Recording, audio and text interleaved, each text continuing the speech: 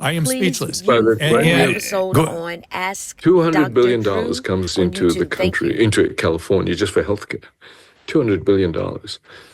And you have these people lying in the streets, and we have, I think the Medicaid one is Medicaid, $160 billion.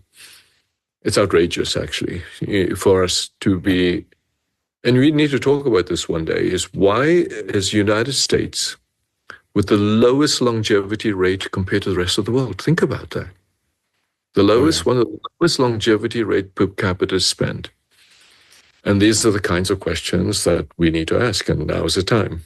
I really honestly believe I'm very excited about this time because people can ask hard questions and not be canceled. And that's what we need to do. Right. And just ask hard. Listen, you mentioned it's trying to set up some hospitals. It would be so I managed a treatment center for 30 years, 25 years. It's not hard. You staff it up, you get the right people in positions, we get a couple hundred beds and we move people through and we send them out to residential facilities of vocational rehab and you get them back engaged in life. You bring them back to life. We could do it on a scale.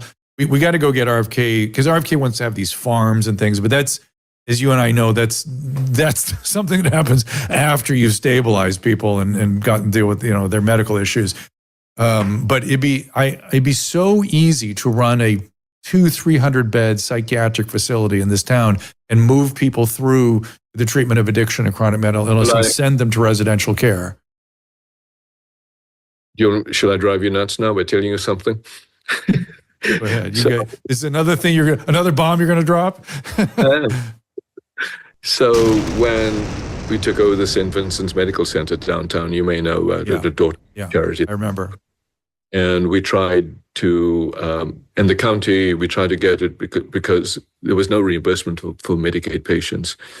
And Becerra tried to block us, trying to get other people to help, believe it or not, when he was here. And we had to go to court and fight him, and we won. But eventually we couldn't win enough to the point that the place closed down. So when the place closed down, I didn't want to, it's a beautiful hospital, destroy it. So I've owned it empty. There's no hospital, empty, for about 4 years.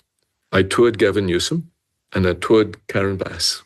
And I said exactly what you just said. Why don't we take these hospital beds, these rooms, cut a wall, one of these two walls, make them three bedrooms, three whatever. Downstairs, we have the emergency room. We have this massive kitchen and we could have mental health, homes, community, right there in the poorest nation, part of LA. 3 years ago, I've done this. Every year. Nothing, quite literally nothing. So when you say, and the reason I'm telling you this is because I've been telling them and arguing with them over both the phone and physically touring them. I don't understand, but we will spend the money and put $200,000 per hotel room. What's that going to do for you? Put homeless people in the hotel room and then do what? So this is where I talk about competence matters. And I don't know what goes on around the underpinnings when you say, the budget person said, don't worry, federal, we'll just print more money. It sounds like my newspaper, if we're losing money, that's okay. I should just print more money and allow that to run. Oh, that's so right. That's what I meant by competence matters. If somebody's made a payroll, people understand what we need to do to help for the common good for all. And I think that the opportunities